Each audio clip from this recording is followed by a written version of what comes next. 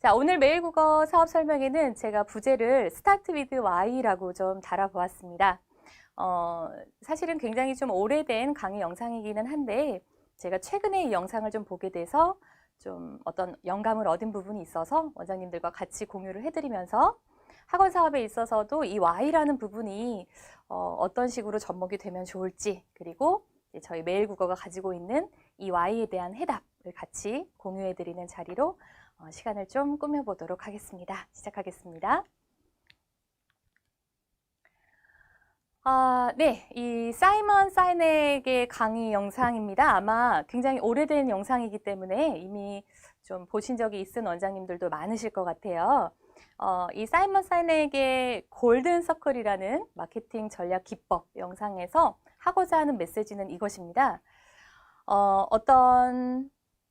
그러니까 리더가 이제 타인들에게 영감을 주거나 설득을 할 때 필요한 과정입니다. 순서입니다. 우리는 보통 무엇을 할까, 그 무엇을 어떻게 할까에 대한 일반적인 생각은 많이 가지고 있으나 왜 해야 될까에 대한 생각을 잘 하지 않는다고 합니다. 대부분은 이런 식으로 사고를 하게 되죠. 처음에 무엇을 하고 있나, 무엇을 할 것인가에 대한 것은 잘 누구나 대답을 할 수 있고요.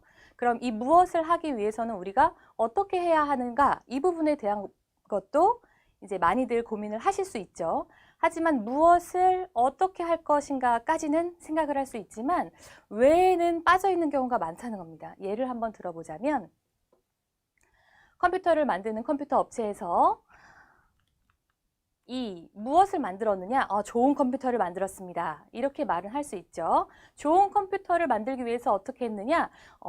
아름다운 디자인을 하고 사용자가 편하게 컴퓨터를 사용할 수 있도록 만들었습니다. 자, 굉장히 좋지 않습니까? 저희 컴퓨터를 구매하시죠. 이런 식으로 보통 판매를 한다는 것이죠.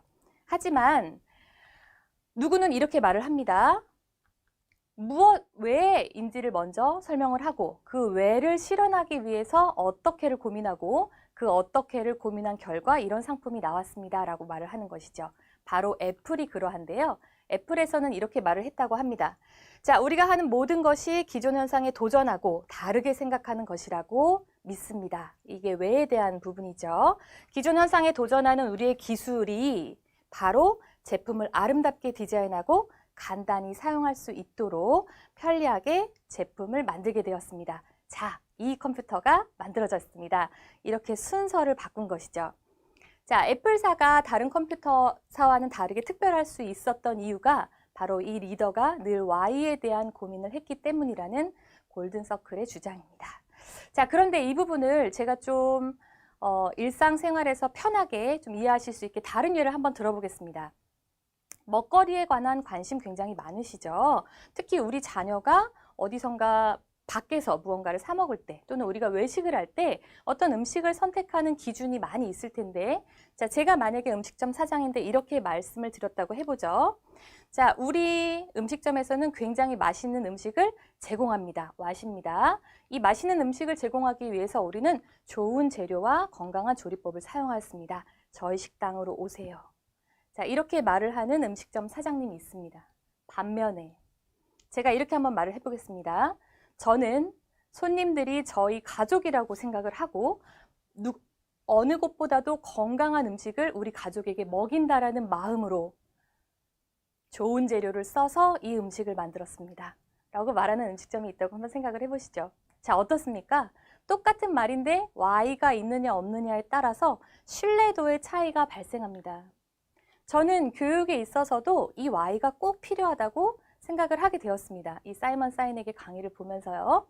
자, 우리가 수학학원에서 교육도 어차피 그 교육 서비스 사업이라는 측면에서 내가 어떤 서비스를 판매하는가에 대한 그 분야가 각각 있으시겠죠. 수학 교육 서비스를 판매하시는 학원장님, 또는 영어 교육 서비스를 판매하시는 학원장님, 또는 그 외에 아이들의 어떤 학습 수단이나 방법을 판매하시는 학원장님이 지금 많이 자리에 계실 거라고 생각을 합니다. 자, 그러면 이러한 좋은 교육 서비스를 판매하기 위해서 우리는 어떻게 하고 있느냐? 이 부분에 대한 고민은 늘 하시죠. 좋은 교재를 쓰고 강의력이 훌륭한 강사를 채용하고 자, 그러니까 저희 학원으로 자녀를 보내십시오. 여기에는 Y가 빠져 있습니다. 자, 우리가 지금 코로나 시대에 아이들이 어떤 공교육에 대한 학습 결손이나 결핍이나 이런 수준의 차이가 지금 벌어지고 있는 학부모님들의 니즈가 분명히 있을 것입니다. 그렇다면 어떻게 접근을 하는 것이 좋을까요? 매일국어에서는 이 해답을 이렇게 드리고 싶습니다.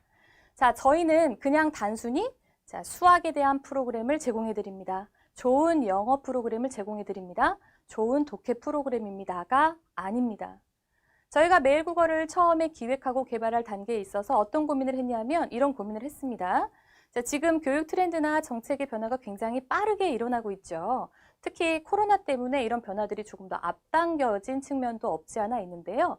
자, 그렇다면 우리 아이들이 21세기를 짊어지고 갈 지금 미래의 작은 아이들, 씨앗들이 나중에 자기의 꿈을 실제로 실현하고 이 사회에 어떤 기여를 하기 위한 인재가 되었을 때, 그런 기회가 부여되었을 때 학습으로 인한 배움의 장애가 발생되지 않도록 해야 되겠다라는 교육 철학을 가지고 이 프로그램을 개발하게 되었습니다. 그냥 단순히 책을 잘 읽는 아이, 책을 읽는 것이 중요합니다가 아니라 이 아이가 정말 미래 인재로서 키워져 갈 때 반드시 중요한 역량, 배움의 역량을 키워줘야 되겠다라는 고민에서부터 시작된 프로그램이라는 것입니다. 저희가 이것을 구현하기 위해서 어떤 방법에 집중을 했냐면 바로 두 가지인데요. 첫 번째는 몰입, 학습에 대한 몰입이고 두 번째는 이 학습, 본인이 하고 있는 공부에 대한 메타인지입니다. 이 두 가지를 온라인으로 구현해서 아이들이 스스로 그 학습에 대한 동기를 부여하고 또 스스로 학습에 대한 성취감을 이룸으로써 그런 학습 자존감을 높일 수 있는 프로그램이 될 수 있도록 개발을 한 것입니다. 거기에 대한 소스를 초등학교 같은 경우에는 교과서를 소재로 하여 아이들이 스스로 동기부여를 하고 학습 자존감을 높일 수 있으면서 이런 몰입과 메타인지를 통한 자연스러운 학습법을 체득할 수 있도록 중고등의 경우도 마찬가지죠. 저희가 비문학 지문이라고 했을 때 인문, 사회, 과학, 기술, 예술 이렇게 다양한 영역의 글들을 아이들에게 접하도록 하는데 이 학습 철학의 맥락은 동일합니다. 아이들이 어떻게 하면 스스로 몰입하고 본인이 공부하는 것을 스스로 인지하면서 본인의 학습 자존감을 높일 수 있을 것인가. 바로 Y에 대한 고민이 있었다는 것입니다. 자, 그러면 지금 시대에서 아이들이 혼공을 어떻게 하고 있는지 조금만 살짝만 좀 짚어보도록 하겠습니다. EBS 다큐멘터리로 나왔던 그 교과서를 읽지 못하는 아이들의 한 장면을 제가 좀 캡처를 해보았습니다. 지금 화면에 나오는 이 주인공은 중학교 2학년의 1학기 시험을 보고 있는 남학생이에요, 남학생. TV에 나왔던 남학생인데 이 학생이 이제 자막을 잠깐 보시죠. 이 학생이 지금은 초등시험 폐지된 지가 이제 오래됐죠. 초등학교 때는 지필고사가 없습니다. 그 다음에 중학교 1학년도 자유학기제에서 이제 자유학년제로 조금 더 확대가 됐지 않습니까? 그러다 보니까 초등학교 1학년 때부터 중학교 1학년 때까지 7년여 동안 어떤 본인의 학습 자존감을 이렇게 높일 수 있는 체계적인 학습 훈련을 받아본 적이 없는, 경험해본 적이 없는 아이들이 많이 있었던 거죠. 이 주인공도 이제 그런 학생이었어요. 자, 이 학생이 뭐라고 하냐면 이 인생의 첫 지필고사를 맞이했습니다. 그래서 새벽 2시까지 공부를 했다는 거예요. 이 학생이 했는데 집중이 잘 안 돼요. 자, 여기서 집중이 잘 안 된다는 게 글이 잘 안 읽혀진다는 거죠. 글이 술술술술 익혀지면 거기에 빠져들게 되고 또 그 배움에 대한 재미를 느끼게 되면서 몰입을 할 수 있는데 몰입에 방해가 되는 이유는 바로 글에 대한 어떤 장애 요인이 있기 때문입니다. 자, 조금 더 볼까요? 평균이 지금 3, 40점밖에 나오지 않는다고 해요. 근데 새벽 2, 3시까지 공부를 했음에도 불구하고 이번에는 이거보다도 더 성적이 형편없을 것 같다고 얘기를 합니다. 자, 이 아이의 엄마가 이 아이를 그냥 가만히 보고만 있었을까요? 네, 그렇지 않았다는 거죠. 어머님의 인터뷰도 한번 보시죠. 자, 이 엄마가 안타까운 아들을 위해서 옆에 붙어 앉아서 아이를 가르칩니다. 문장 하나, 문제 하나를 이해시키려고 설명을 하는데 아이가 영 못 알아듣는다는 겁니다. 한국말인데. 그래서 이 어머니가 어떻게 하시냐면 그렇기 때문에 더 쉽게, 더 쉬운 개념으로 하나하나 더 쉬운 단어로 바꿔서 그렇게 하다 보니까 한 장 한 문제를 설명하는데 몇 시간씩이 소요가 된다라고 말을 하는 거죠. 자, 지금 영상을 보고 계시는 학원장님들 어떠신가요? 이게 과연 이 어머님만의 일인가요? 지금 우리 아이들을 학원에서 지도하실 때도 이렇게 지도를 혹시 하고 계시진 않은가요? 더 쉬운 개념으로 네가 이 문제 하나, 이 문장 하나를 이해하는데 더 쉬운 단어로 내가 쉽게 이해할 수 있게 바꿔서. 자, 이렇게 수동적으로만 공부를 하게 된 아이들이 과연 대학교 또는 사회에 나가서 스스로 필요한 배움을 혼자 학습을 할 수 있게 될 것인가에 대한 문제라는 겁니다. 자, 초등학교 때부터 어떤 책, 그러니까 지필고사가 있었다면 사실은 자연스럽게 해결이 될 문제라고 저는 사실 생각을 하는데 지금은 시험이 없다 보니까 그래서 초등부 아이들이 교과서를 제대로 읽거나 또는 교과서를 통해서 어떤 꼭 필요한 학습에 필요한 어휘를 체계적으로 학습을 할 수 있을 만한 환경이 지금 많이 부족한 상태입니다. 또 코로나 때문에 더욱더 그렇기도 하죠. 그러니까 단편적인 어떤 공식이나 패턴을 듣고 그 다음에 외워서 기억을 해서 또 비슷한 문제 유형에 적용을 하는 이런 반복적인 문제풀이는 사실 얼마든지 할 수 있습니다. 근데 근본적으로 아이가 어떤 지식 정보를 본인이 스스로 읽으면서 깨치는 그런 과정은 사실은 반드시 글을 읽어야만 하는 과정인데요. 지금 초등학교 교과서 같은 경우에는 2015 개정 교과서 이후에 활자 컨텐츠가 많이 감소해 있는 상태이고요. 왜냐하면 이제 창의융합적 인재를 육성한다라는 목표 때문에 아이들의 자유로운 사고를 방해하지 않기 위해서 활자는 좀 덜어내고 지금 교과서 자체에 뭐 그림이나 어떤 관찰이나 또는 토론이나 이제 이러한 컨텐츠들이 좀 많이 탑재가 되어 있죠. 이 두 가지 물론 다 중요하지만 이러다 보니까 시험도 없는데 읽을 거리도 없고 그러다 보니까 선생님이 아이들한테 뭘 읽히지도 못하고 또 그러다 보니 아이들이 이제 자기 주도적인 학습 동기부여가 좀 제대로 이루어지지 못하는 그런 부분들도 있습니다. 제가 이해를 돕기 위해서 그 초등학교 교과서의 한 지문을 보여드리도록 하겠습니다. 자, 지금 보시는 지문은 초등학교 5학년 2학기에 사회에 나오는 교과서 지문입니다. 좀 익숙하신 패턴이신가요? 이렇게 줄글로 쭉 이루어져 있는데 내용 자체는 그 주권이 미치는 영토와 영해와 영공에 대한 그런 내용이 쭉 기술되어 있는 페이지예요. 자, 이게 5학년 정도 되는 학생들의 교과서 수준의 사회 교과서입니다. 자, 그런데 사실은 이 교과서는 이런 형태로 구성이 되어 있었습니다. 자, 보이시나요? 제가 아까 보여드렸던 그 줄글 형태의 텍스트는, 이 텍스트는 이렇게 그림 위주로, 메인 그림 위주로 되어 있는 그 5학년 사회 교과서의 구석구석 작은 글씨들을 제가 모아 훑어 줄글로 변환을 해본 내용이에요. 어떠세요? 딱 보셨을 때 줄글로 되어 있다고 하면 조금 더 이 글자를 읽기 위해서 집중하고 글에 어떤 내용이 있는지를 좀 꼼꼼하게 보게 될 텐데 자, 이렇게 그림이 있다 보니까 아이들이 그냥 직관적으로 알 수 있는 정보들이 캐치가 됩니다. 특히 영상이나 이미지가 많이 그러하죠. 어떤 긴 설명이 없더라도 그냥 직관적으로 딱 와닿아지는 그런 임팩트들이 있습니다. 자, 그러다 보니 아이들이 특히나 이렇게 작은 이렇게 소제목으로 써 있는 설명들이나 또는 이렇게 하단에 말풍선에 들어있는 저런 정보들의 글까지를 꼼꼼하게 잘 읽게 되지 않는 것이죠. 시험도 없고요. 네, 그냥 사회과 부도의 어떤 빈칸에 채울 필요한 단어들만 이렇게 빠르게 눈으로 서칭을 하면서 빠르게 찾아내면서 필요한 정보만 이렇게 쏙쏙 답을 찾는 훈련은 할 수 있을 수 있겠으나 아이들이 교과서에 있는 정보를 꼼꼼하게 훑어서 읽을 기회가 좀 적다는 말씀입니다. 자, 그런데 놀라운 것은요. 중학교가 되면 이제 초등학교 교과서와는 다르게 중학교가 되면 굉장히 줄글이 많아지게 되죠. 특히 중학교 2학년이 되면 아이들이 이제 지필고사도 보게 되고요. 자, 지금 제가 보여드리는 이 지문이 바로 중학교 2학년 사회교과서에 나오는 내용인데요. 놀랍도록 아까 5학년 교과서에 나온 사회교과서에 나온 내용이랑 거의 싱크가 비슷해요. 내용도 비슷하고 구성도 비슷합니다.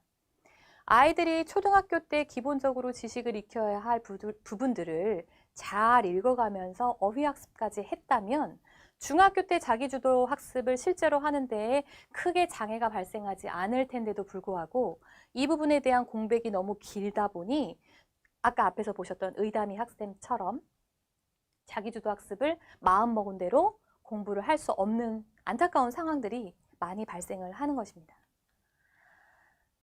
자, 그러면 어렸을 때부터 뭔가를 좀 많이 읽히면 좋다 했을 때 이제 특히 학부모님들 또는 이제 원장님께서도 많이 좀 혼돈을 하시는 부분이 바로 이 독서와 독해 훈련에 대한 부분인데요. 제가 이 두 개의 차이점을 좀 간략하게 비교를 해드리겠습니다.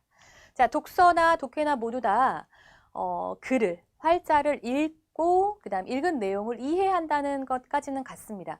자, 근데 이해를 한 것과 기억을 한 것은 엄연히 말하면 완전히 다른 두뇌의 역량입니다.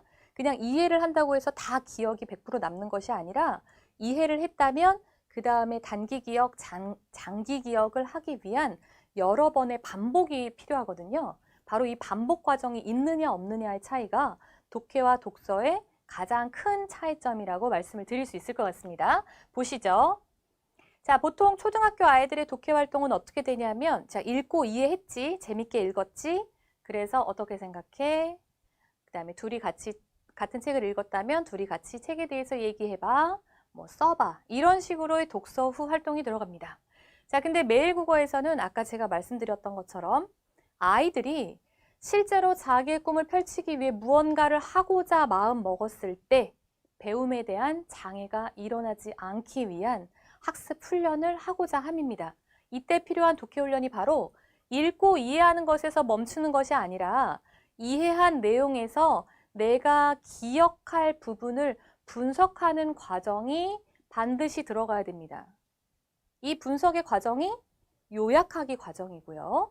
그 다음에 중심 문장이나 키워드를 중심으로 전체 지문의 내용을 이해하고 떠올려 보는 그런 단기 기억력과 연관이 있는 부분이거든요. 근데 이 부분이 독서에는 사실 없습니다. 이렇게 만약에 독해 트레이닝을 하는 방법으로 똑같이 독서를 한다고 하면 독서를 하면서 독해 훈련을 할 수 있겠죠. 근데 대부분은 독해 훈련을 하듯이 독서를 하지 않기 때문에 이 부분에 결핍이 발생되는 것이거든요. 그래서 읽고 이해한 내용을 아이들이 분석할 수 있도록 하는 체계적인 훈련, 매일국어에 녹여냈습니다. 그 다음에 분석한 다음에 이것을 최종적으로 할 것은 적용을 하는 것이잖아요. 내가 알고 있는 지식들을 유연하게 결합시켜서 해결하고자 하는 문제에 적용할 수 있는 역량까지 가져야 됩니다. 그러기 위해서 기억하는 단계가 필요합니다. 정리해드리자면 읽고 이해한 컨텐츠를 매일국어에서 제공할 것입니다. 정보가 담겨있는. 그 다음에 이것을 잘 분석하기 위한 방법. 초등은 요점 정리 훈련, 중고등은 발췌독 읽기 훈련입니다. 키워드와 중심 문장을 찾는. 그 다음에 이것을 기억해서 적용할 수 있는 워킹 메모리 강화 훈련에 대한 이런 시각화 장치도 저희가 온라인 프로그램에 녹여냈습니다. 자, 그렇다면 이렇게 독해 훈련을 잘한 아이들이 어떻게 학습적 역량이 증가할 수 있을까요? 바로 이 부분이죠. 자, 요즘에는 집에서 재택 공부, 온라인 공부, 집에서 온라인 공부 많이 합니다. 초등학교 아이들도 이학습터로 공부를 하잖아요. 그러면 그냥 무턱대고 책상에 앉아가지고 인강 듣는다. 이렇게 했을 때 학습 효율이 굉장히 떨어집니다. 인강을 보기 전에 또는 강의를 듣기 전에 해야 될 활동이 바로 이 부분입니다. 미리 교과서의 내용을, 내가 오늘 배울 내용을 읽고 이해하는 단계가 예습하기. 자, 그 다음에 실제로 본 수업을 들으면서 또는 인터넷 강의를 보면서 들으면서 내가 읽고 이해한 예습한 내용을 이 수업을 들으면서 조금 더 촘촘하게 보완을 하는 것이죠. 내가 스스로 학습한 내용과 선생님이 가르쳐주는 지식의 내용을 결합하는 단계입니다. 부족한 곳을 메꾸고. 자, 그 다음에 마지막 단계로 예습을 충분히 하고 수업을 들은 후에 이 기억한 내용을 문제에 적용하는 것이 복습하기 단계가 되겠죠. 제가 이제 앞에서 말씀드렸던 매일 국어에서의 가장 큰 아이들의 꿈을 펼칠 때 배움에 장애가 발생되지 않도록 하는 학습 역량, 이것을 키워주기 위한 Y를 매일 국어 초등 교과서 독해에는 어떻게 녹여냈는지, 그리고 중고등 교과서에는 어떻게 녹여냈는지, 또 하나 저희가 12월 달부터는 제가 지금 소개해드리는 모든 컨텐츠들은 다 아이들의 배움, 스스로 공부를 하는 그 역량과 관계가 있는 소스들입니다. 그러니까 매일 국어를 하면 국어를 잘하게 돼요, 사회를 잘하게 돼요, 과학을 잘하게 돼요가 아닙니다. 스스로 공부를 잘하게 되는 것입니다. 자, 근데 여기에 한 가지 과목이 더 추가되었습니다. 바로 수학인데요. 사실 수학이라고 하면 개념 이해, 선생님께서 쉽게 풀이해서 설명해 주시는 개념 이해, 그 다음에 이제 예제 풀이, 그것도 선생님이 해주시죠. 아이들은 그거를 그대로 답습해서 답습하는 과정에서 이제 새로운 유형도 풀어보고, 이게 아마 일반적인 수학 교육의 형태였을 텐데, 자, 수학도 역시 학문입니다. 그래서 수학의 개념도 아이들이 스스로 읽고 이해할 수 있도록 하자 라는 교육 철학으로 접근한 수리독해 1스까지도 제가 좀 설명을 해드리도록 하겠습니다. 자, 첫 번째로 초등 파트입니다.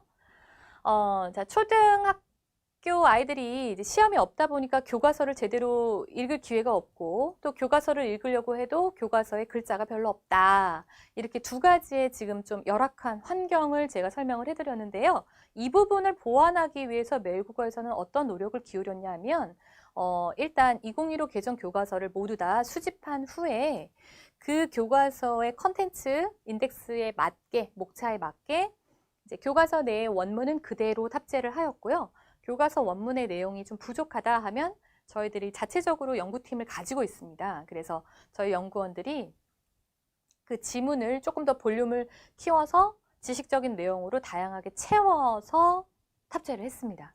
실제 교과서보다는 매일국어 국사과 컨텐츠가 조금 더 풍성하게 지문이 구성이 되어 있다 정도로 이해를 해주시면 좋을 것 같습니다.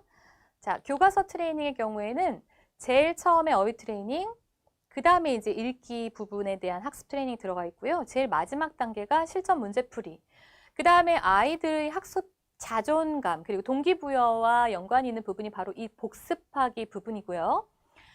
매일국어를 통해서 아이들이 체화할 수 있는 가장 중요한 부분 중에 하나가 바로 이 반복입니다. 반복하여 읽기, 반복하여 풀기, 반복하여 학습하기. 목표가 있어야 되는 것이죠. 내가 이것을 반복해서 뭔가를 이루겠다라는 그 성취감을 주기 위한 장치가 이제 온라인 프로그램이다 보니까 가능한 부분인데 탑재가 되어 있고요. 그 다음에 학원에서 조금 더 유연한 관리를 하실 수 있도록 이렇게 워크북 시스템도 같이 탑재가 되어 있습니다. 자, 아이의 학습적인 부분과 연관이 있는 부분은 바로 이 어휘 트레이닝과 교과서 트레이닝입니다. 제가 매일국어의 두 가지 축이 되는 교육 철학을 아까 계속 반복해서 말씀드리고 있는데요. 바로 메타인지와 몰입이지요. 이 두 가지가 초등 트레이닝에서도 마찬가지로 잘 녹여져 있는데 제가 설명을 하면서 좀 보여드리도록 하겠습니다. 자, 첫 번째는 어휘 부분입니다.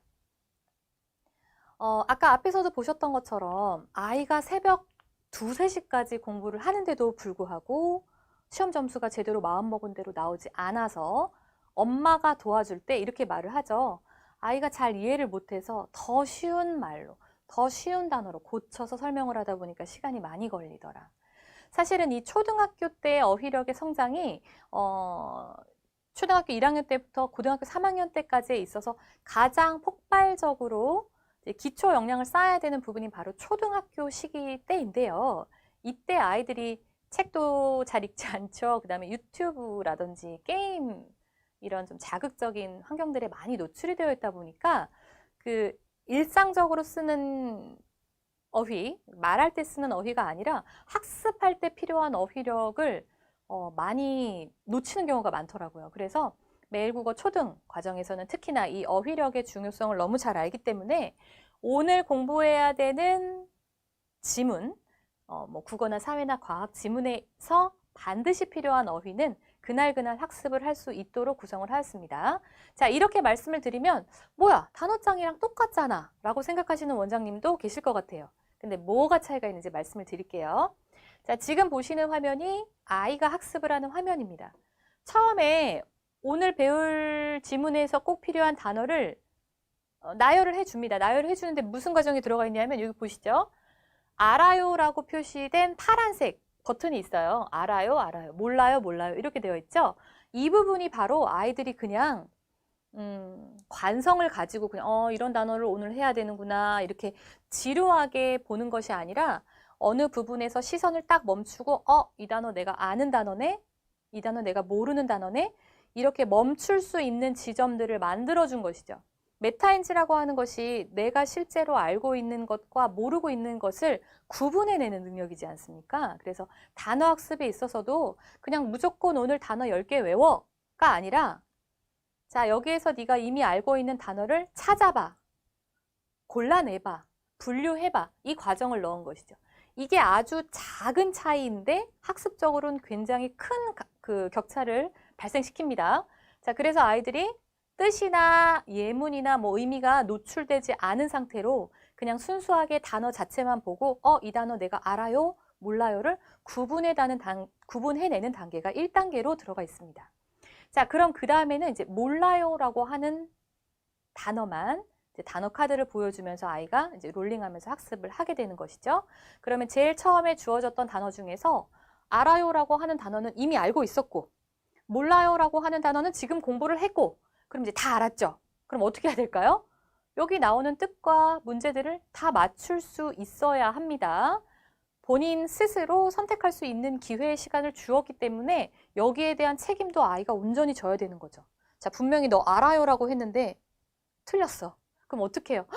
이거 내가 안다고 생각을 했는데 내가 잘 모르고 있었구나를 아이가 스스로 인지하게 되고 다시 그 단어를 반복해서 복습을 하는 구조를 만들어 놓았습니다. 자, 아이가 이렇게 문제를 맞추고 나면 가장 마지막 단계에는 단기 기억력을 향상시킬 수 있는 작은 장치를 또 구성을 했는데 바로 이렇게 카드 형식으로 이제 단어를 나열을 한 것이죠. 대신에 5초 뒤에 단어가 이렇게 싹 가려집니다. 그러면 여기에 나온 단어에 대한 설명을 아이들이 직접 이렇게 찾도록 합니다. 자, 이 퀴즈 형태의 순서를 아이들이 굉장히 재밌어해요. 그리고 실제로 저희가 그 스코어가 학습을 한 점수가 매일매일 기록이 되고 복습을 한 부분에 대한 기록도 같이 공유를 하게 되는데 거기 잘하는 학생들 보면 한두 개씩 실수가 있어가지고 점수를 이렇게 조금 3점, 4점 이렇게 감점이 되는 경우들이 다 이 퀴즈 부분을 놓쳐서 그래요. 그러면 아이들이 아는 것인데 놓친 부분에 대한 이제 안타까움이 막 밀려들면서 이거를 다시 해가지고 내가 꼭 만점을 맞겠어, 안 틀리겠어 이런 학습 동기부여가 가장 많이 발동되는 그 학습 부분도 이 부분이더라고요. 저희가 이제 상담을 많이 해보다 보면 그래서 아이들이 자발적으로 이제 이 단어 퀴즈에 대한 동기부여를 가지고 학습을 할 수 있도록 좀 재미있는 시스템을 만들어 놓았습니다. 자, 그 다음에 단어를 충분히 공부를 했으니까 이제 그 다음에 읽기에 대한 것이 들어갈 텐데 잘 아시는 것처럼 여러 번 읽어야 압니다. 네, 한 번만 읽어선 잘 모릅니다. 네, 특히 초등학교의 경우엔 더 그렇죠. 중간중간에 모르는 어휘들도 많이 섞여 있고 이렇기 때문에 유연하게 흐름을 가지고 글을 읽기가 좀 어려운데 자, 이 부분을 훈련을 통해서 향상시키기 위해서 저희가 회독 시스템을 녹여 놓았습니다. 여러 번 읽으면 압니다.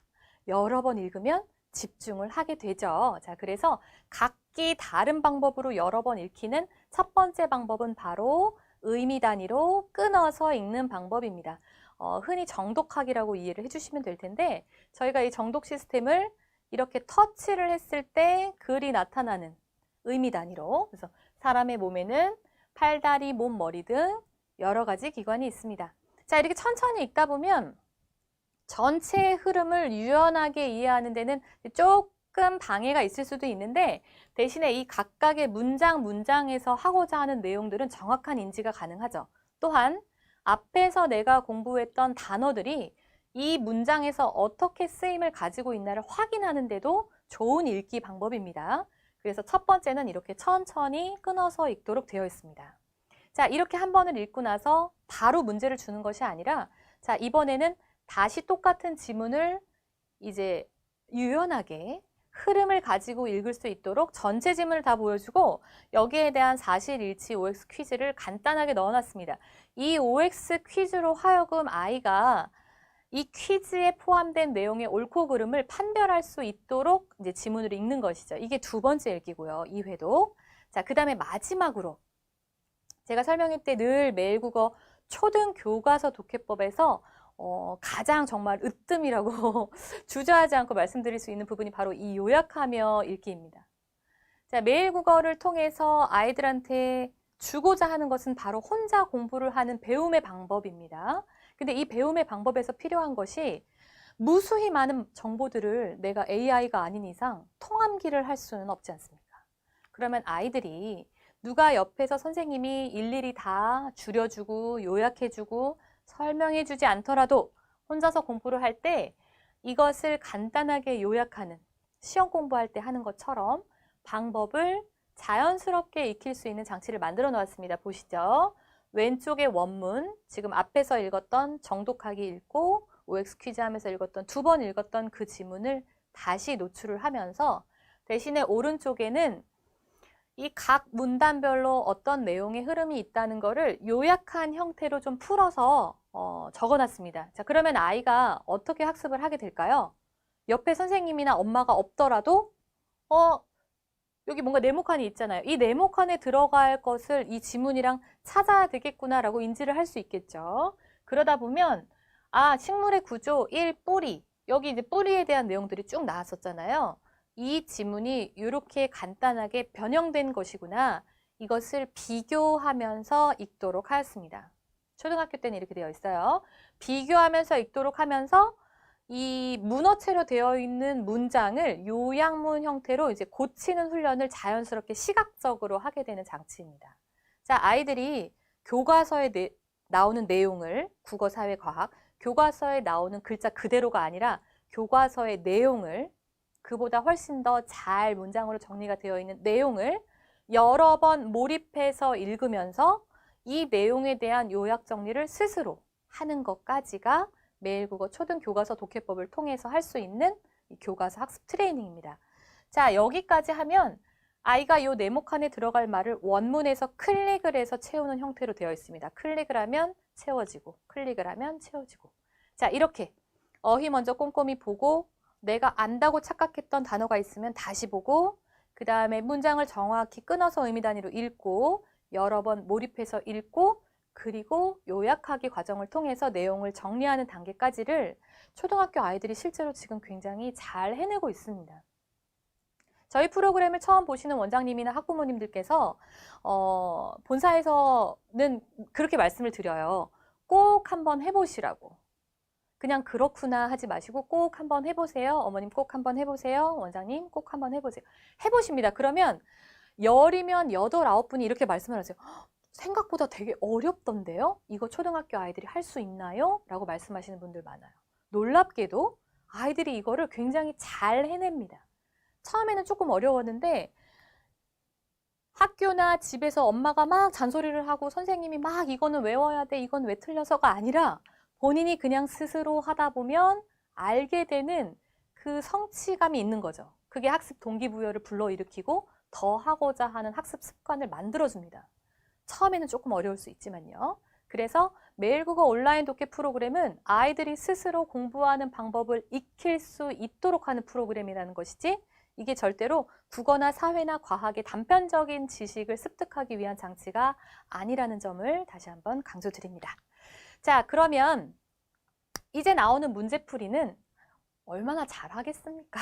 아이들이 이렇게 단어도 열심히 공부하고 읽기도 열심히 하고 또 요약하기까지 했으니까 아이들이 문제 잘 풀 수 있도록 문제 양이나 난이도는 조금 적절하게 저희가 조절을 해서 선지 문제 한 서너 문제 정도, 그 다음에 핵심 개념학의 문제, 또 서너 문제 정도 해서 조금 라이트하게 문제는 구성이 되어 있고요.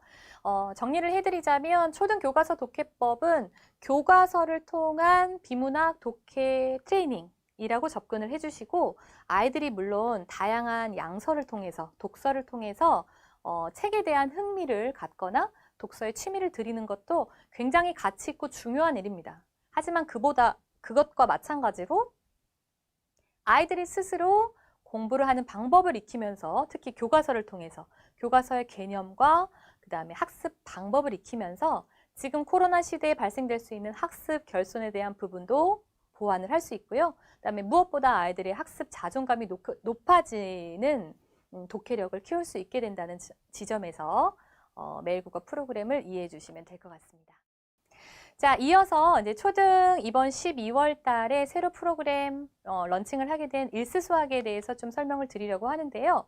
수학도 역시 마찬가지로 개념에 대한 이해 부분이 필요한데 수학적 개념이라는 것이 사실 조금 더 고차원적이고 어려운 부분이 있습니다. 추상적인 개념들도 많이 등장을 하기 때문에 숫자라는 것 자체가 굉장히 추상적인 개념이잖아요.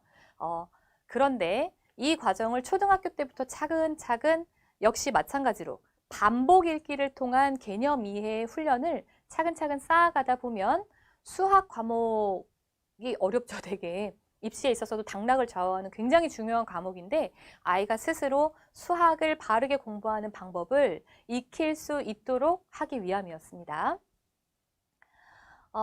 예전에 영재발굴단에서 나왔던 수학 천재들이 사실 되게 많았어요. 근데 그 중에서 아무 사교육도 받지 않고 초등학교 1학년인데 수학을 배운 지 1년밖에 안 돼서 그 로그까지 풀이를 하는 학생이 얘가 나옵니다. 근데 그 학생 편에서 이 박사님이 이렇게 말씀을 하시죠. 이 아이가 이렇게 수학을 잘하게 된 이유는 수학책을 반복해서 여러 번 회독해서 읽고 매일 국어의 교육 철학과 같습니다. 몰입을 통한 학습력입니다. 반복 독서를 통해서 아이가 저절로 개념을 이해하게 되는 경지에 이르는 것이 바로 폭발적인 학습 역량을 향상시킨다는 것이죠. 그럼 여기서 집중해 주셔야 될 부분이 바로 아이를 읽게 하는 것입니다. 읽게 하는 것, 어떻게든. 자, 그래서 매일국어에서는 이제 아이를 읽게 하기 위해서 이 수학의 컨텐츠도 교과서 독해법 내에 녹여냈습니다. 자, 수리독해 일스 프로그램의 경우는 아까 교과서 독해법과는 조금 구성이 그 학습 커리큘럼 구성이 약간 다른데 이유는 수학은 계통별로 정렬이 가능한 학문이잖아요. 그래서 3학년, 4학년, 5학년, 6학년에 따라서 이제 배웠던 개념들과 어떤 지식들이 이렇게 확장되어가는 확장성이 연계가 굉장히 밀접하게 되어 있습니다. 그러다 보니까 일단 수리독해 일스는 기본적으로 자기주도 학습에서 맥락을 같이 하고 있습니다. 아이가 선생님이나 다른 별다른 지도가 없더라도 반복해서 읽으면서 개념과 이치를 깨우칠 수 있는 수준이어야 되잖아요. 그래서 계통별로 정렬이 되더라도 아이들이 개념 이해를 할 수 있도록 구성이 된 것이 기본이고요. 자, 때로는 아이가 이렇게 내용의 깊이가 깊어지면서 좀 학습에 어려움을 겪을 수도 있죠. 그래서 교과 기준 정렬로도 학습을 지도하시는 것이 가능합니다. 또는 겨울방학 특강의 경우는 특히나 겨울방학 기간이 좀 길다 보니까 이제 특히 올해 2020년도에 1학기, 2학기를 제대로 못 보냈던 아이들 중에서 이제 수학의 학습 결손이 있는 아이들이 아마 있을 거예요. 그렇다고 하면 겨울방학에는 선행 준비를 하셔야 되니까 내년 그 수학 커리큘럼을 준비하실 때 그 과목과 관련이 있는 이제 전 과정을 좀 집중적으로 따로 떼어서 하고 싶다 하실 때도 활용이 가능하시죠. 네, 필요한 부분만도 하실 수가 있습니다. 그러니까 수리독해에서는 이게 반드시 순차적으로 이루어져야 되는 것이 아니라는 점을 말씀을 드립니다. 필요한 부분만 내가 따로 떼어서도 하실 수 있고 순차적으로도 하실 수 있습니다. 그래서 처음에 이제 계통도로서 학습 커리큘럼이 한 번에 나와져 있고요. 자, 그 다음에 내가 하고자 하는 단원도 자유롭게 선택이 가능합니다. 근데 이제 각 단원 내에서는 차례대로 학습을 하는 것이 좋겠죠. 자, 학습을 하는 선택을 해보겠습니다. 자, 보시면 수리독해에서는 총 4가지의 순서로 학습이 진행이 될 것인데요. 저희가 수리독해 일스라고 그 프로그램의 타이틀을 붙이게 된 것은 읽어서 학습을 하는 부분과 써서 학습을 하는 부분의 2가지 트레이닝, 읽는 훈련과 쓰는 훈련이라는 의미가 결합되어 있는 의미도 있고요. 또 하나는 1등들의 공부 방법. 그래서 1등들의라는 의미로 저희가 또 일스라는 좀 중의적 의미를 가지는데 그 읽기 부분 파트가 이제 스텝 1과 스텝 2로 구성이 되어 있고요. 그 다음에 쓰기 트레이닝인 스텝 3와 스텝 4 이렇게 되어 있습니다. 그러다 보니까 첫 번째 읽기 부분에서는 개념을 여러 번 읽으면서 이해하는 부분, 그 다음에 이렇게 된 개념 이해를 이제 기본적인 문제에 아이들이 스스로 적용하는 부분까지로 이해를 해주시면 되고, 그 다음에 스텝 3랑 4는 쓰기 훈련이니까 아이들이 특히 서술형 문제를 풀 때나 아니면 창의융합형 문제풀이를 할 때 이제 과정에 대한 부분을 좀 놓치는 경우가 많죠. 이 부분이 조금 체계적으로 훈련이 필요한 부분입니다. 이 부분을 혼자서 학습할 수 있도록 구성을 좀 해보았습니다. 자, 제가 빠르게 두 부분을 좀 보여드리면서 학습 소개를 해드리도록 하겠습니다. 자, 첫 번째 개념 끊어읽기 부분은 앞에서 보셨던 것처럼 초등 교과서 읽기 트레이닝의 제일 첫 번째 회독인 정독 과정을 넣었습니다. 그래서 개념에 대한 이해를 꼼꼼하게 하기 위해서 일단 의미 단위로 다 분절을 해서 읽는 훈련 방식을 똑같이 적용을 하였고요. 아무것도 없는 백지 상태에서 똑같습니다. 교과서 트레이닝이랑 이렇게 아이가 클릭을 할 때마다 이제 글자가 나와지는 것이죠. 크기가 주어진 두 각도의 합과차는 어떻게 구할까요? 이렇게 한 다음에 문장을 그냥 한 번 해주게 되면 아이들이 흘려서 읽게 되니까 요거를 다 각각 끊어서 읽을 수 있도록 구성을 하였습니다. 자, 그런데 아이가 끊어서 읽는다 그러면 습관적으로 이렇게 뚜다다다다다 이렇게 누르게 될 위험이 있잖아요. 지금 자기주도 학습을 하는 중인데, 그래서 중간에 중요한 개념이 나오는 문장에다가 저희가 이렇게 빈칸을 쳐놨어요. 그럼 빈칸이 나올 때 아이가 어떻게 해야 되냐 하면 여기서 문장이 멈추죠. 그러면 이 문장을 다시 한번 잘 읽어본 후에 여기에 들어가서 의미가 맞는 단어들을 이제 아래를 보고 골라야 되는 것입니다. 처음 배우는 개념이지만 시행착오 과정을 통해서 아이가 개념에 대한 이해를 올바르게 할 수 있도록 한 장치입니다. 그래서 이렇게 네모칸이 나오는 데는 한번 브레이크가 딱 걸린다는 거죠. 그래서 두 각도의 합은 두 각을 어떻게 이어붙인 뒤 겹치지 않게, 이렇게 겹쳐버리면 각이 이렇게 중복이 되니까 겹치지 않게 이어붙인 뒤에 전체 각의 크기를 잽니다. 천천히 읽습니다. 자, 그래서 예시도 그림으로 하나씩 각각 나오게 되어 있고요. 아이가 이 단원에서 배워야 되는 이제 개념을 지금 같은 방식으로 끊어서 한 번을 읽는데도 좀 상당한 시간이 소요됩니다. 자, 그 다음에 지금 제가 보여드리는 단원이 초등학교 4학년 1학기의 이 단원 각도 파트인데 여기 상단에 보이시죠?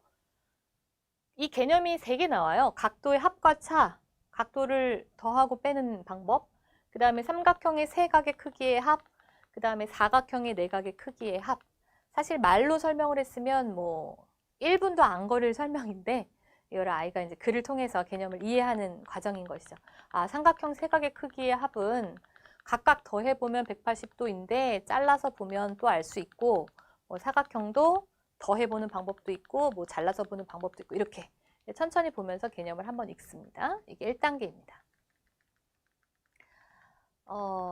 사각형의 4각의 크기의 합에는 이렇게 잘라서 이어붙이는 방법도 하나 더 추가돼서 나오네요. 자, 이렇게 해서 이제 개념을 한번 읽었습니다. 3가지의 개념을 읽는데도 뭐 3페이지 이상을 읽어야 되니까 시간을 들여서 천천히 한번 읽는 것으로 개념을 이해하고, 만약에 이 과정이 끝나는데 잘 이해가 안 된다 그러면 스텝 1을 다시 반복하는 것도 가능해요.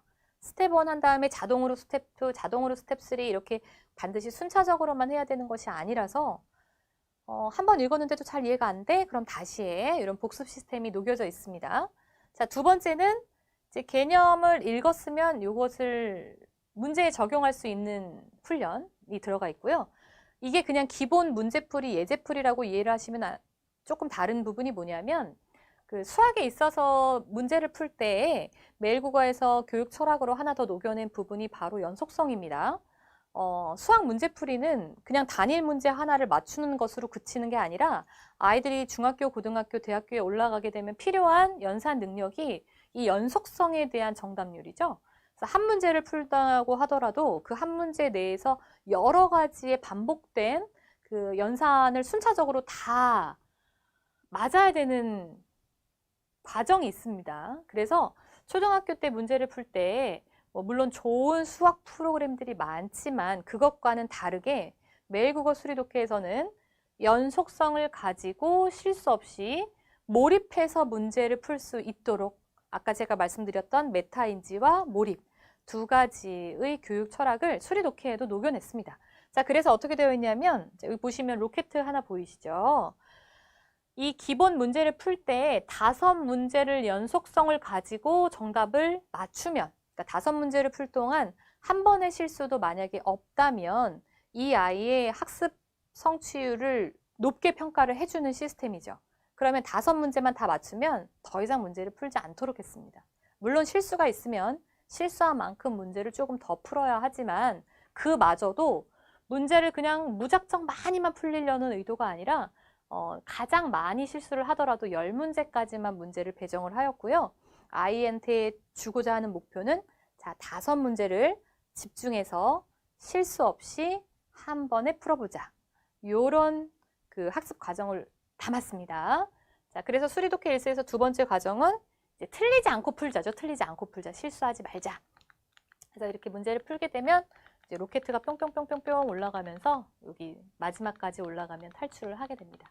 자, 제가 지금 설명드린 요 두 가지 과정까지가 읽기에 대한 부분입니다. 개념 읽기와 이제 실수 줄이기. 저희가 뭐 기본 예제 풀기 이렇게 이름 정하지 않고 실수 줄이기라고 하였고요. 자, 그 다음으로 하는 것이 서술형 문제에 대한 쓰기 훈련인데요. 요 쓰기 훈련은 지금 수학학원을 운영하시는 원장님들이나 선생님들께서 많은 고민이 있는 부분이시죠. 문제를 잘 푸는 아이들도 심지어 이 쓰기 부분은 또 어려워하고 좀 싫어하는 아이들도 많이 있어서 자, 이것을 어떻게 하면 좀 효과적으로 아이들한테 그 수학 쓰기를 연습시킬 수 있을까? 요거를 또 한번 보여드리겠습니다. 자, 일단 서술형 문제에서 중요한 것은 문제에 대한 정확한 이해일 텐데요. 그리고 문제에서 주어진 풀이의 조건, 이 문제를 해결하는 데 반드시 놓치지 말아야 하는 조건들을 아이들이 꼼꼼하게 읽을 수 있도록 하기 위해서 문제에도 저희가 끊어읽기 개념을 적용을 했습니다. 보시죠.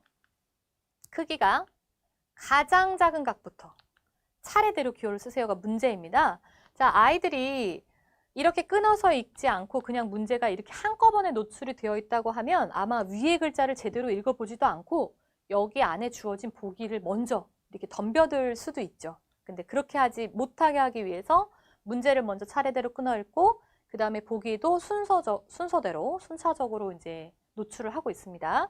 그 다음에 이 문제에서 문제를 해결하는 데 있어서 필요한 중요한 정보들을 이렇게 볼드 처리를 했죠. 가장 작은 각부터 어떻게 차례대로 쓰라는 거예요. 이 두 가지 조건을 만족시켜야 합니다. 자, 아이들이 서술형 문제를 풀 때 이렇게 하죠. 180도를 3등분한 각을 그냥 머릿속으로 빠르게 암산해서 여기 밑에다 작은 글씨를 적고 또 90도보다 20도 작은 각, 70도 작은 글씨를 적고 나면 그냥 아래쪽에서 머릿속에 암산한 과정을 잘 풀어 쓰지 못하고 정답이 바로 나와버립니다. 바로요. 자, 그러면 해줘야 될 부분은 이 부분인 거죠. 머릿속으로 암산을 했던 부분을 그대로 글자로 풀어서 쓰는 연습을 시키는 것이 첫 번째 단계입니다. 그러기 위해서 처음에는 이 문장을 다 주어줬어요. 주어주고 이 문장 안에 들어갈 것을 빈칸 채우기를 하는 방식으로 전체 문장이 이만큼 필요하다라는 것을 한번 보여주었습니다. 아이한테. 자, 이렇게 해서 빈칸을 쭉 채우고 나면 그 다음에 서술형 2번 문제가 나오고 그 다음에 서술형 3번 문제가 나옵니다. 자, 2번 문제, 3번 문제. 자, 이 다음에 지금 1, 2, 3번 서술형 문제에 대한 문장의 구성, 요 형태를 아이가 먼저 1차적으로 학습을 했잖아요. 그 다음에 나오는 것이 다시 1번 서술형 문제로 돌아가서 아까 그 문제, 첫 번째 문제로 돌아가서 자, 이번에는 그냥 쭉 가다가 빈칸 하나를 채우는 것이 아니라 이 문장 전체를, 어떤 특정한 문장 전체를 모두 다 배열해 보는 순서가 되어 있습니다. 제가 지금 예시로 보여드린 이 문제는 이 문장 배열에서 빈칸이 마침 3개밖에 없지만 이게 빈칸이 막 5개, 6개, 7개인 그런 문제들도 있어요. 그렇게 되면 아이가 이 순서를 알맞게, 올바르게 배열하기 위해서 문장을 여러 번 읽게 됩니다. 제가 체험을 해봤는데 저도 그렇게 되더라고요. 이게 분명히 봤던 문장인데도 이게 말이 되게 잘 순서를 배열하는 것에 굉장히 많은 에너지가 투자가 되는 것을 보고 아이들이 이 과정을 통해서 어떤 문장의 구성이나 쓰기의 훈련이 이루어지겠구나라고 이제 체험을 해보았는데요. 원장님들께서도 이 시기를 놓치지 마시고 꼭 매일 국어를 통해서 이 수리독해 읽기 부분도 같이 경험을 해보실 수 있기를 바랍니다. 자, 그래서 이번에는 이제 전체적인 문장의 배열을 다 넣어보는 것, 같은 문제이지만요. 이렇게 해서 완료를 하고 따라서 각이 가장 작은 것부터 순서대로 기호를 쓰면 어떻게? 기역, 니은, 뭐 블라블라블라가 됩니다. 이렇게 해서 이제 한 문제를 마무리하는 것이죠. 자, 뒤이어서 보여드릴 창의 융합형 문제. 네, 창의 융합 문제 풀이 트레이닝. 네, 창의 융합 문제 풀이 트레이닝도 앞에서 보여드린 서술형 문제 풀이와 마찬가지로 전체적으로 문제를 한번 꼼꼼히 끊어서 읽어보고 그 다음에 이 문제 풀이에 필요한 정보를 내가 골라내고 그 다음에 이 정보들을 활용해서 문제를 풀었을 때 필요한 문장을 한번 눈으로 먼저 학습하고 그 다음에 마지막 단계에서 이 문장들을 이번에는 직접 배열해 보는 것으로 순서는 동일한데요. 창의융합 문제 같은 경우는 지문의 길이 자체가 훨씬 길고 서술형 문제보다 서술형 문제풀이는 딱 필요한 정보에 대한 문장만 딱 제시를 해주잖아요. 근데 이제 창의융합형 문제의 경우에는 다양한 배경 지식이 스토리 형식으로 전개가 되기 때문에 아이들이 글자에 대한 글자를 접하는 기본적인 독해 역량이 없으면 문제를 시작도 하기 전에 좀 어려워하는 그런 경향이 있습니다. 그래서 창의융합형 문제는 2문제, 그다음에 서술형 문제는 3문제로 구성이 되어 있습니다. 자, 이렇게 쓰기 훈련까지 마무리를 했고요. 자, 저희가 이제 새로 12월 달에 개발이 된 프로그램이다 보니까 이 수리독해에 대한 부분을 조금 더 길게 설명을 드리게 됐는데 이 수리독해 프로그램 같은 경우는 특히나 수학을 읽힌다라는 측면에서 봤을 때 기존에는 전혀 없던 새로운 패러다임의 학습 컨텐츠입니다. 그래서 다소 아이들이 좀 이 문장을 읽는데 힘들어하지 않을까라는 우려를 일부 하실 수도 있겠지만 이 과정을 통해서 개념을 정확하게 반복해서 읽는 훈련을 통해서 특히 이번 겨울방학 때 내년 선행학습을 할 때 그냥 무턱대고 아이들을 어떻게 하면 더 쉽게 설명할까 본 수업 이전에 예습자료나 또는 과제로서 활용도가 굉장히 높은 컨텐츠입니다. 그리고 특히 이제 학습 결손이 있었던 지난 학기랑 연계하는 학습 수업을 짜시기에도 커리큘럼 소재로 되게 적절하고요. 수학학원 원장님이시라면 기존에 쓰셨던 문제 운행은 그대로 활용을 하시고 또 이렇게 읽기를 통한 글자를 읽음으로써 개념을 이해하는 이런 컨텐츠도 고려를 해보시면 좋을 것 같아요. 자, 이번에는 매일국어 중등과 고등, 실제로 가장 많이 학습을 하는 층은 중학교 아이들이 훨씬 더 많이 활용을 하는데 이 비문학 독해에 대한 부분도 이제 설명을 드리고 좀 마무리를 하겠습니다. 자, 중학교 비문학 독해의 경우는 아까 초등과는 다르게 영역이 많이 확대됩니다. 어쨌든 주고자 하는 목표는 아이들의 학습 역량 향상이기 때문에요. 이제 다양한 소재의 글들을 편식 없이, 분야에 대한 편식 없이 나는 과학을 좋아하니까 과학만 읽어야지 이렇게 되면 그 학습 밸런스가 많이 깨지게 되니까요. 그래서 인문사회, 과학, 기술, 예술 분야의 글을 매일매일 아무렇게나 줍니다. 그냥 툭툭툭 순서 관계없이 막 나와요. 그래서 매일 국어를 통한 비문학 훈련에서는 같은 날짜에 동일하게 진단평가를 보고 같은 학년의 아이가 같은 레벨부터 시작을 한다고 하더라도 둘이 서로 전혀 다른 지문을 읽게 됩니다. 커닝을 할 수가 없습니다. 온전하게 아이가 해야 되는 것이죠. 그래서 첫 번째 훈련은 전체 읽기 훈련이 한번 들어가고요. 매일 국어의 굉장히 중요한 특징 중에 하나가 바로 입시랑 밀접한 연관이 있는 지문들을 보유하고 있다는 것입니다. 그래서 이제 이 읽기 훈련을 통해서 그 입시에서 필요한 요구 역량까지도 갖출 수 있는 것이 목표인데요. 거기에 들어가는 굉장히 중요한 조건이 바로 시간이죠, 시간. 그래서 초등학교 때는 시간에 대한 제한을 두지 않았지만 중학교부터는 시간에 대한 제한이라기보단 시간에 대한 본인의 실력을 이제 기록합니다. 네, 어느 정도 속도로 네가 지금 읽고 있어를 판단해주고 그것에 대한 학습 기록을 계속 차곡차곡 쌓아주는 것이죠. 이 객관적 데이터는 그냥 오프라인으로 하거나 문제집을 통해서 독해 훈련을 했을 때에는 굉장히 이루시기가 번거로운 장치죠. 온라인 학습 프로그램이기 때문에 가능한데 일단 읽기 훈련에서 시간을 체크하고 그 다음에 읽기 훈련에서 필요한 요구 조건이 시간에 대한 제한도 있지만 또 하나는 한 번 읽기에 대한 정확도입니다. 아이가 첫 번째 한 번을 몰입해서 읽었을 때 이 글에 대한 내용이나 구조의 흐름을 어느 정도까지 단기 기억을 하고 워킹 메모리죠. 단기 기억을 해서 기억에 남겨둘 수 있는가. 이게 아이에 대한 실력인데 이 실력을 높여줘야 되지 않습니까? 그래서 중심 문장과 핵심어, 키워드 찾기에 대한 훈련이 체계적으로 들어가 있습니다. 반복해서 이 중심 문장과 핵심어를 통해서 각 단락별로 주제를 찾는 훈련을 자연스럽게 하게 되면 나중에는 이제 한 번씩만 글을 읽더라도 그 글을 굉장히 입체적으로 읽을 수가 있게 되는 것입니다. 한 번 쭉 읽어도 어느 부분에 대한 글의 가중치가 있는지를 아이들이 변별해낼 수 있으니까요. 그래서 이 부분이 이제 훈련 단계가 들어가고 그 다음에 마지막으로 문제풀이가 들어갑니다. 자, 이 사고력 확장이 바로 메타인지 과정, 중고등 과정에 포함되어 있는 메타인지 과정인데 자, 내가 앞에서 전체 읽기를 하고 그 다음에 중심 문장 핵심어를 찾은 이 글에 대한 이해와 기억을 얼만큼 하고 있는지를 시각적으로 한번 노출을 해주는 부분이에요. 문제풀이를 하기 전에. 그래서 이 4단계를 보여드리고 저희 중고등 비문학 훈련이 이렇게 되어 있다는 것을 한번 보여드리겠습니다. 자, 중고등 비문학 독해의 경우는 아까 초등 교과서 독해법은 아이들 그 독해 훈련의 교재를 교과서로 하고 있고 그러다 보니까 그 각 학년과 학기에 맞는 교과서를 지정해 주실 수가 있어요. 선생님께서. 물론 초등도 진단평가가 있습니다만 보통은 이제 자기 학년이랑 자기 학기에 맞는 컨텐츠를 학습을 하는 것이 일반적이에요. 그런데 중고등은 비문학 독해 지문이 굉장히 다양하고 영역이 폭넓게 구성이 되어 있습니다. 아이들이 글을 통해서 지식훈련, 비문학 문해력에 대한 훈련을 할 때 가장 중요한 요소는 바로 뭐냐면 내가 읽을 수 있는 실력에 맞는 지문으로 진입을 해야 되거든요. 그래서 매일국어 진단평가를 통해서 아이의 실력에 도움이 될 수 있는 지문의 레벨을 자동으로 지정을 해주고요. 학년과 상관이 없습니다.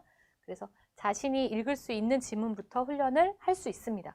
전체 지문은 1레벨부터 15레벨까지로 구성이 되어 있는데 지금은 뭐 각각의 레벨의 지문을 자세하게 들여다보시기보다는 중학교랑 고등학교의 학년 구분이 없다. 왜?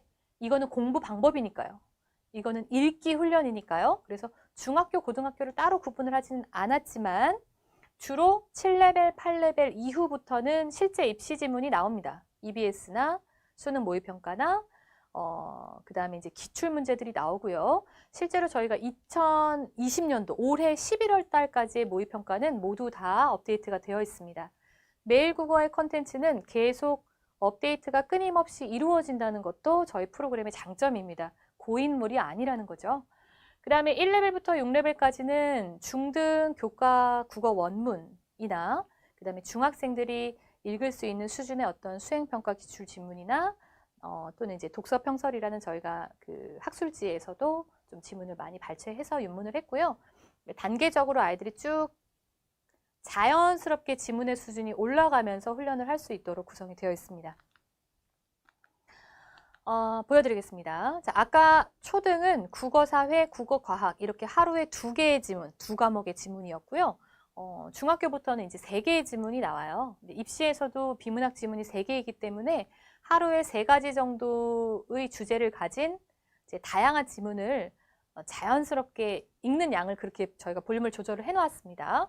그래서 영역은 그냥 그때그때 다 다르게 나옵니다. 비문학 지문 3개가 기본 구성이고 이제 각 단계별로 한번 보시죠. 첫 번째 읽기 단계가 전체 읽기 단계.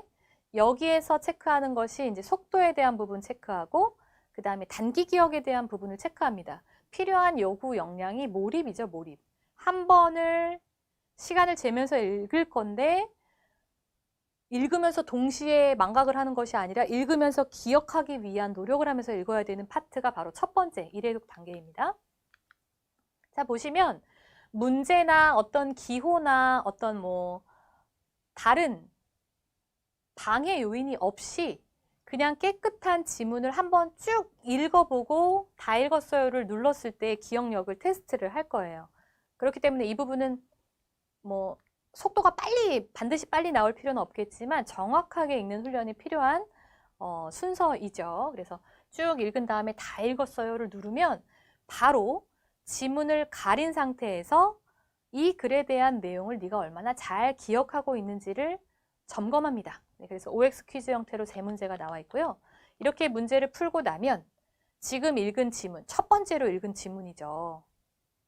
아이가 그냥 무방비 상태로 딱 맞닥뜨린 이 지문을 어느 정도 속도로 읽을 수 있었고 이 정도 속도로 읽었을 때 얼마만큼의 기억력을 하고 있었고 독해에 대한 정확도, 단기 기억 역량을 체크하는 두 가지의 이제 결과를 보여줍니다. 여기 이제 계속 쌓여요. 아이 페이지에. 자, 그 다음에 아이 실력이 지금 이 정도가 되어 있는데 자, 그러면 너의 독해 실력, 네가 어떻게 하면 더 글에 대한 이해를 한 번만 읽어도 정확하게 할 수 있을까? 요거에 대한 부분을 이제 발췌도 형식으로 넣어놨다고 말씀을 드렸습니다. 첫 번째는 중심 문장을 찾아보고 중심 문장을 자기가 직접 찾는 거예요. 여기에 저희가 뭐 힌트를 보는 란도 있는데 힌트를 보기 전에 아이들이 이제 거듭해서 여러 번 읽어보면서 여기에 대한 각 문단별 주제를 이제 찾게 되면 잘 찾았을 때 볼드 처리로 그 판별을 할 수 있도록 되어 있습니다. 그러니까 중심 문장을 먼저 찾고 그 다음에 또 다시 같은 지문을 보면서 이번에는 핵심어를 찾고 그 다음에 핵심어까지 찾은 다음에 자 그러면 벌써 몇 번 읽었나요? 처음에 전체 읽기 한 번 시간 재면서 했죠. 그 다음에 중심 문장을 찾느라고 한 번을 더 읽었습니다. 그리고 마지막으로 키워드 찾느라고 또 한 번을 더 읽었죠. 초등과 마찬가지로 중고등에서도 회독을 통한 몰입 훈련을 할 수 있도록 저희가 시스템을 구성해 놓은 것입니다. 자, 마지막 단계. 단기 기억 향상을 위해서 아이가 해야 되는 단계. 내가 지금 읽은 글을 조금 더 오래 기억해서 문제에 적용할 수 있는 단계. 바로 전체 지문에서 내가 찾았던 중심 문장만 남겨주고 시각적으로 보이게 하는 것이죠. 그럼 1문단의 내용은 이랬지, 2문단의 내용은 이랬지, 3문단의 내용은 이랬지를 다시 한번 기억을 떠올릴 수 있게 됩니다. 자, 마지막으로 1문단의 키워드는 이거였지, 2문단의 키워드는 이거였지, 3문단은 이랬지라고 하면 자, 키워드를 통한 전체 지문의 내용을 확장해 갈 수가 있습니다, 아이가. 그 다음에 다시 시각적으로 중심 문장, 다시 긴 글. 자, 그러면 하얀색 종이에 이렇게 많은 글자가 인쇄되어 있더라도 시각적으로 이 과정을 한번 이렇게 쭉 보고 나면 제가 한번 더 돌려보겠습니다. 보고 나면 전체 글, 중심 문장, 키워드, 다시 중심 문장, 다시 전체 글 이렇게 확장이 되는 것이죠. 그래서 이제 키워드, 어휘를 통한 전체 기억을 다시 한번 잘 점검을 한 이후에 학습을 마무리하게 됩니다. 자, 그 다음에 문제를 푸는 것이 매일국어, 중고등 비문학 독해에서의 이제 순서 단계로 되어 있습니다. 무조건 문제집이나 어떤 종이책으로 할 때는 무조건 문제를 먼저 봅니다. 사실 그래요, 아이들이. 옆에 긴 지문이 나와 있으면 이 지문을 꼼꼼히 읽고 나서 충분히 이해를 했는지 기억을 점검하고 문제를 푸는 것이 아니라 일단 얘는 건너뛰고 빨리 가서 문제에서 필요한 것들만 내가 찾아서 필요한 정보만 찾게 되잖아요. 이러면 이제 올바른 독해 훈련을 할 기회나 시간이 없는 상태로 아이들이 중학교, 고등학교에 진학을 하게 되는 것이죠. 그 이후에는 습관을 잡기가 굉장히 어렵습니다. 그래서 매일국어에서 초등 독해법으로 어휘랑 요약하기 부분을 잘 정돈을 한 이후에 지금 보신 것과 같은 방법으로 아이들의 지문 이해도 수준 자체를 높여줘야지만 이게 전 과목 학습에 이제 영향을 미치게 되는 것이죠. 네, 문제풀이에 대한 해설이 다 달려 있어서 특별히 국어 선생님이 없으시더라도 관리가 가능하다는 점.